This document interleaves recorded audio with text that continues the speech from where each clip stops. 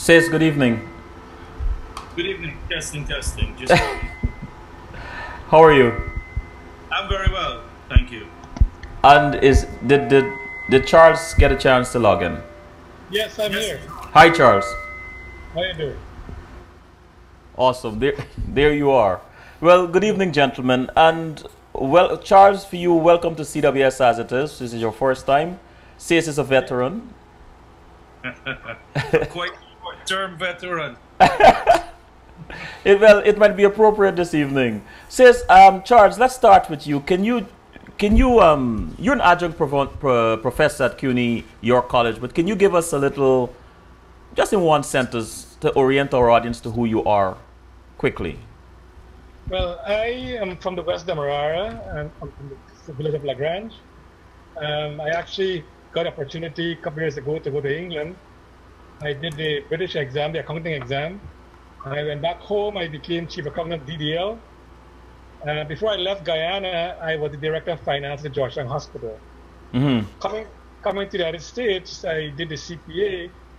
I'm working with a management company, but at the same time also doing some lecturing at York College. Okay. So, Charles, I just want to do some video editing here. Over to your left, there is more light because on the right side of your face is a little dark. So, yes, this is a little better. A little better. Okay, cool. And sis, for our new audience, just give us a brief intro to you, sir. Well, strangely enough, Charles is an accountant. I'm also an accountant. I'm also a chartered accountant out in the British Commonwealth, something called the ACCA. And I have a master's in finance from University of Lancaster. I've always worked in either international banking or international development or in government public service. I did some public service when I was in Guyana. So yes, that's a little bit about me. All right, all right. So well, let's get into it. Here we are. Less than 2 weeks from elections. Yeah, no, it's about 8 days, right, Charles? 8 days, yeah. 8 days. What is May 11th elections? What happens? What are you thinking of when you think of May 11th elections, Charles? I'm thinking of, can we continue another 5 years of the PVP, or we should put a stop to it? The thing is, if the PVP wins the election, I just did a letter and I sent it to the editor and I hope that they publish it. I am very concerned, I spoke with Sace about it, that this election, the final voters list is 570,000 electors. Now Guyana has a population, the last census was 747,000 people. That tells me we have less than 180,000 children below the age of 18. Impossible in any situation. So I am concerned that the PVP would have gotten their supporters to register for the election. They have millions of dollars available to them, with all the backdoor deals they're doing, and now they can take back their supporters to vote for election, which will give them a victory. That I'm worried about, and I hope that they publish it. I ask GCOM, the international community, the opposition parties, the Guyanese themselves, look at your own village. For those people who live overseas and they have come back only to vote, you need to take them out, put it on social media, let the people know what the PVP is all about. Because I think they're up in their sleep. Today's paper, when they publish these huge rallies that they're trucking and busting people and say, look, all this big crowd we have, I think they're setting the stage for a rigged election. And I hope that don't happen on Monday. And sis, what do you say to that? I'm a bit more optimistic than Charles on it because I've been around, and Charles have too, but some of the reforms that President Carter put in place in 1992, but Charles has a valid point, so I'm not here telling him his point is wrong, but when President Carter instituted, in conjunction with former President, the late Desmond Hoyt, and former President, late Dr. Chetty Jagan, some electoral reform in 1990, a couple of things they've agreed to. One was accounting at the place of poll, the termination of overseas balloting, and most importantly, now photographs of the persons voting will be on that official voters list at the polling station. Of course, you know, I mean, if somebody's committed to electoral skullduggery, they will find ways and means of doing it.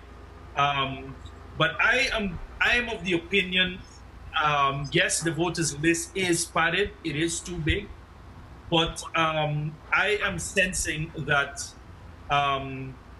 that unless that person shows up at the polling station, then they may not be able to vote. But Charles has raised a point with me, which is he's expecting the PPP to ship some of their supporters, their ardent supporters from New York to Guyana to vote, because those people are still on the voters list. So that will be bypassing the whole concept of overseas voting in a mass way. So he does have a valid point there, and I am hoping that they're not so committed to electoral skullduggery that they will launch into such an operation. But you know, you can't put nothing past the PPP. They're the ones who invested billions of taxpayer money into Marriott and then says it's a private project. So there you go. What do you say? What do you say to people in the diaspora or Guyanese? What do you say to them who are listening to this program and thinking that is not possible? That can't be. Why would they pay for people to travel into Guyana to vote? What do you say to them? Elwin, I think we need to look closer at home to CARICOM. St. Kitts had an election recently. Dr. Douglas did exactly the same thing. He brought in people from North America, at least I think it was about 5 or 6 plane load of people to vote for them there. The PPP, they're not stupid. They want to win the election. As we hear in the opposition's crying that Bharat cannot, you know, see this election go down, because if the election go down and the PPP lost, he is in big trouble because he got so much thing to protect. Not only him, but all the other people. And I really hope and pray that even if the Guyanese from North America or wherever they go, and the PPP paid for them to go back home to vote, I ask them, go vote, but please don't vote PPP. Vote for the opposition. And I think, vote with your conscience, knowing that these people are, you know, really treating the Guyanese, as I said in one of my letters to the press, like real animal farm, that some are more equal than others. Look at the voters, the PPP list of candidates to the National Assembly. 11 of them are children of the PPP. They are now molding the ground for their children to take over on the backs of their supporters. Are you telling me that they're not PPP supporters in Guyana and apart the world who are qualified and competent to take over the leadership? But no, it's a family affair. They will bring their children in and their family in to be the new leaders of Guyana, and to hell with the rest of us. You don't want to follow them? But Charles, what is wrong with that if they are qualified? So are the others not qualified? I'm not saying they're not qualified. What happened to the others within the PPP ranks who are committed to them as well? There are people who are committed to the PPP as much as there are people committed to APNU and to the AFC. But look at the AFC APNU list. I don't see this kind of pattern that the PPP has now put into the list of 2015. It is ridiculous, and it must stop. And if I may ask, start with this question: what are some of the dangers of, as Charles alluded to, or Charles said, nepotism and so on? What are some of the dangers in a developing country? Well, the dangers of, well, we'll be returning to a state whereby, I mean, I'm very candid. You know, we had a history where donkeys and horses used to vote in Guyana's elections in 1980 and 1973 and those kinds of things. We'll be returning to those days. But this time, the perpetrators of the donkeys voting will be the PPP. And they fought 28 years against this kinds of nonsense. To see this now Jagdeo Ramatar cabal instituting this. But there's another threat on top of that. There is two regions had a significant increase in the numbers on the voters list. Those were Region 1, which is the Northwest, and the Rupununi, which is Region 9. And there's a perception that the PPP has put some mechanisms in place to allow for people who live on the border but are really Venezuelan citizens to be voting in Guyana's election. Of course, for a fee. And similarly, the same thing with Brazil, because if you live in the Northwest, if you go to a place like Marijuana or you know, or Sororo, those places, or even on Letem, going across the border is like going to your neighbor's house, literally. Those who've been there would know this. You know, people do cross-bordering without passport, without anything, because people work in Brazil and come back home in Letem. Likewise, people from Brazil come to Guyana, you know, and go back in a very laissez-faire way. We have a very open border. So there is a concern from my part that that maybe Venezuelans will be turning up on this list and Brazilians. But again, I am putting my faith in the system. I'm trying to be as optimistic as possible. And the sense is that I'm calling on the APNU AFC to make sure that they have a polling agent at every polling station, so they can actually sense when there's an invasion of people from outside of their villages. So, I mean, you know, and more people know and more people. If you see all of a sudden in Enmore a whole load of Chinese people turning up to vote and they speak in Chinese language, obviously you know something gotta be wrong. Or if you're in Mabarum or Hosororo, and then you see, you know, maybe a boat come and 300 Spanish-speaking people don't even know English starting to ask to vote, then you know you have a problem and you need to raise these things as red flags. So it's very, very important that the APNU AFC has polling agents at every single one of these polling stations, 2,300 of them. But says you were the last time you had sent out an appeal for people to sponsor a polling station. Can you share with our listeners how important that is and why it's important in terms of fairness? I think it's important because I said to you, I have come to, I was very, very integral in the 2011 elections, and intelligence had come to me at one village at Cane Grove where there was no APNU AFC polling agents, just the PPP, and that box was tampered with in favor of the PPP. Now, it did not materially affect the outcome of the elections, just one box. But if you multiply that across big areas, Northwest, Rupununi, you know, targeted areas where we know there might be a high population of Chinese on the east bank of the Demerara, Soos-Dyke Linden Highway, then we can have an accumulative effect which can influence and materially the outcome of the elections. So I'm not here claiming fraud. I'm saying I'm putting my faith in the system. I'm calling on GCOM, especially the new CEO, Mr. Keith Lowenfield, to do his job to make sure his 10 regional coordinators do their job and do it competently. And I'll tell you what, and I believe that GCOM can deliver this elections free and fair. The chips are stacked against the opposition. Let's not mince words on that. The media is stacked against them. The money game is stacked against them. The PPP has 10 times the money as the government. The propaganda machinery, the lies, everything is stacked against them. But you know what? The message is getting through. So we know that if this is an authentic elections, the opposition will win. And this issue that Charles raised is a concern, and the only thing, it's a big risk, but the only thing we can do is put measures in place to mitigate it, because we cannot stop these elections. Because if we stop these elections, it means 3 more years of the PPP if there's a delay, and we cannot delay these elections. What are some things you want to tell the people of Guyana, regardless of who they are voting for? The importance of going out and vote on the May 11th elections are not to be pacifists, but more importantly, what do you want to say about what was happening in Guyana over the past, let's say, past 10 years that you believe change is necessary? You want me to start or say? Yeah, well, you could go, Charles. Okay. Another letter I did to the press recently, and I hope that they publish it, is I give a couple of reasons why the PPP should not be reelected.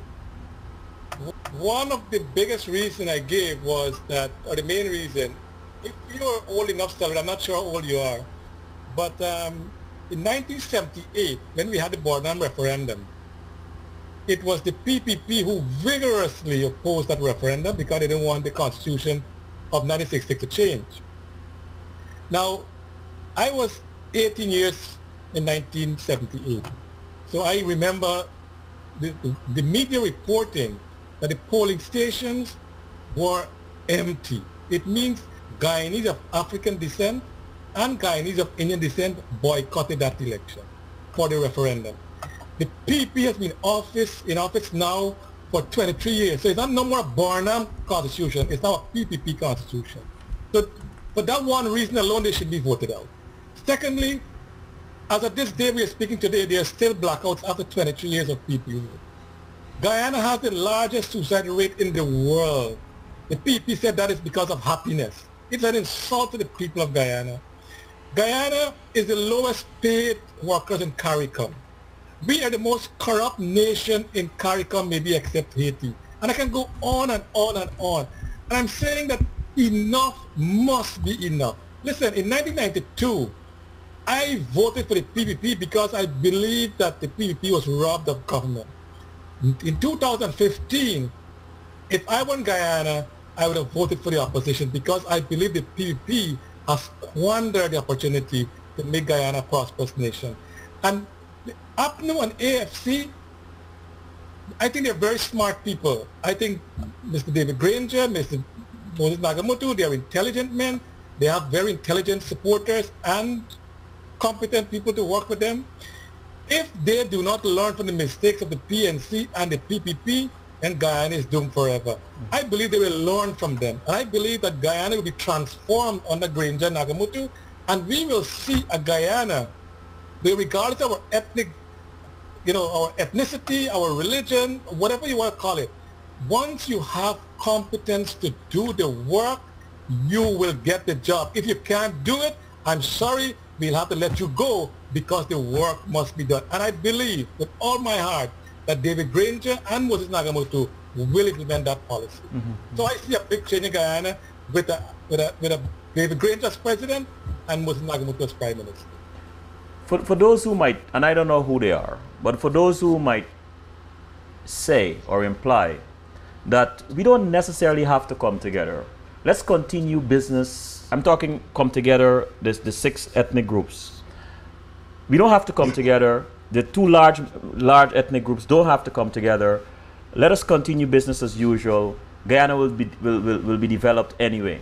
What do you say to that, Charles?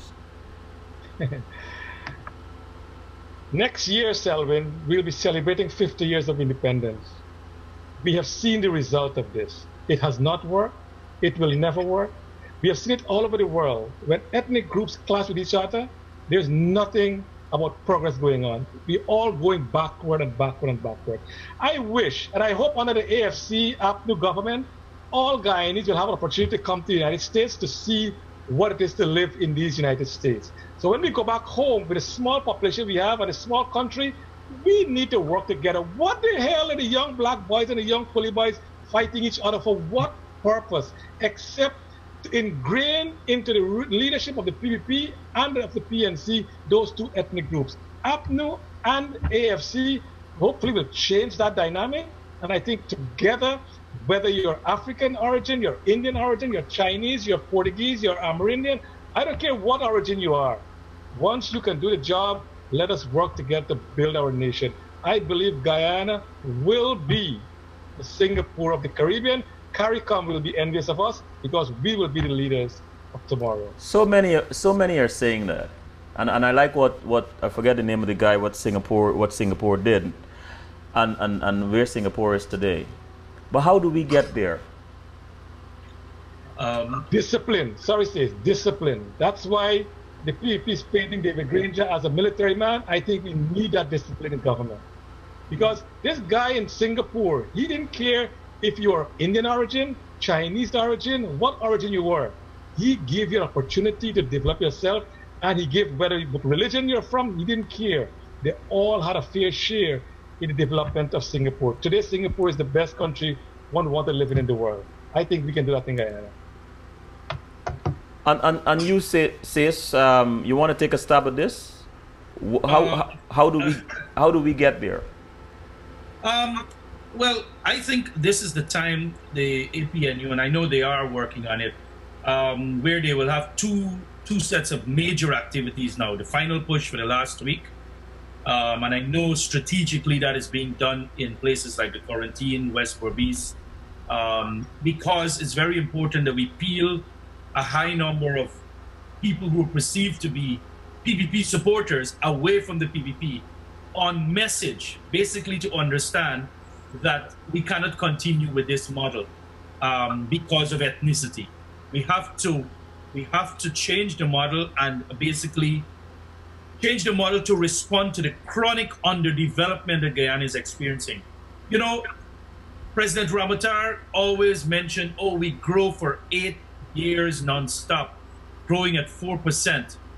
Well, if President Ramatar, and I want to challenge him because he's not an economist, but if he really understands economics, he will know that a country of Guyana's nature and a country that is situated where Guyana is has to grow at 7 to 8%. And it's not that we cannot do it. In 1993, under Dr. Asgarali as the Minister of Finance, Guyana grew at 8.8%.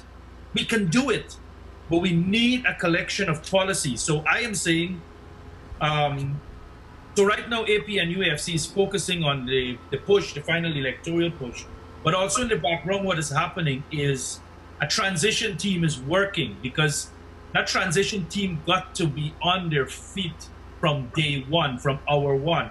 And these are some of the things I know they're looking at. One, they're looking at comparative countries like Singapore, for example, Mauritius, Malaysia, Barbados, Trinidad, to understand why these countries succeeded and why we did not. Because most of these countries that I spoke about do have many races inside that same country. Mauritius, for example, has 3 main races, Singapore 3, Trinidad plus some smaller groups. You know, Malaysia also has multi-ethnic situations. So what are they doing differently to make them successful? Now, also, what we really, really need in Guyana is a package of reforms to attract high-quality foreign direct investment, to create that new Guyana. Now, we are getting some, I'm getting some feedback there, but I know it's not me. Feedback? We're getting some foreign direct investment in Guyana, you know, but it's all about